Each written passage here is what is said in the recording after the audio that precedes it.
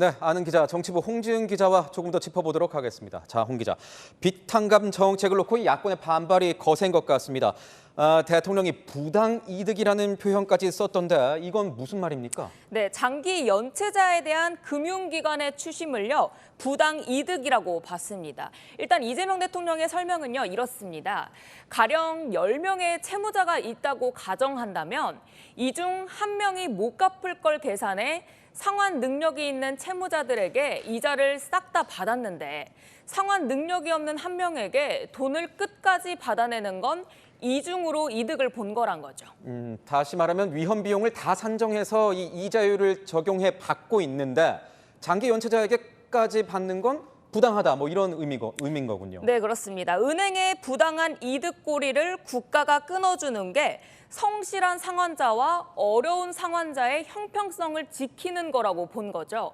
당장 야당에서는 시장 경제의 근간을 흔드는 발언이라고 비판했습니다.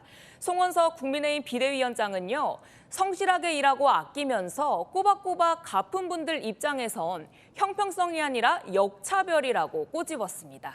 하지만 도덕적 해이, 뭐 이런 우려도 분명히 존재하지 않습니까? 네, 국가가 적극적으로 탕감을 해준다면 성실하게 빚을 갚긴보다는 정부 지원에 기대는 심리가 만들어질 수 있겠죠. 이것이 채무 조정을 반대하는 측의 논리입니다. 하지만 대통령의 생각은 여기에서도 조금 다릅니다. 빚을 갚지 못하면 신용 불량자가 되고 일을 할 수도 제대로 살 수도 없는데 정부가 빚을 탕감해 줄 거란 막연한 기대에 기대해 7년을 어렵게 살겠냐는 거죠. 정부는 7년 이상 연체자라면 정말 빚을 갚을 능력이 없다고 봐야 하고 정부가 구제할 국민이라고 본 겁니다.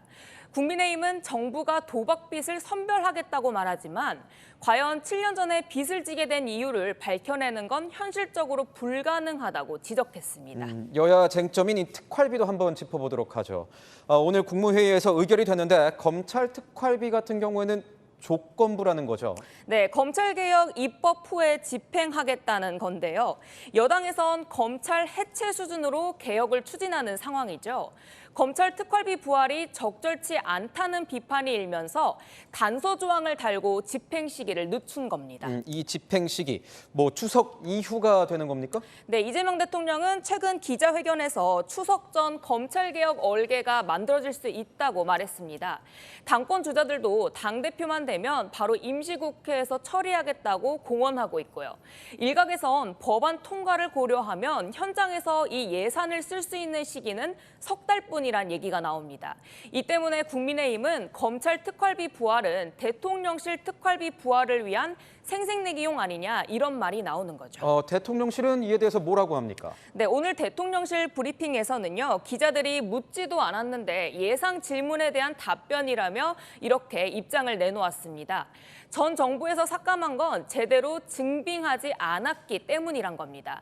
이재명 정부에선 투명한 사용을 전제로 특활비를 사용하겠다 이렇게 강조한 거죠. 다만 과거 야당인 시절 특활비를 비판하며 일방적으로 삭감했던 과오가 있다 보니 면구스러워하는 분위기도 분명히 있는 것도 사실입니다. 네, 잘 들었습니다. 지금까지 아는 기자였습니다.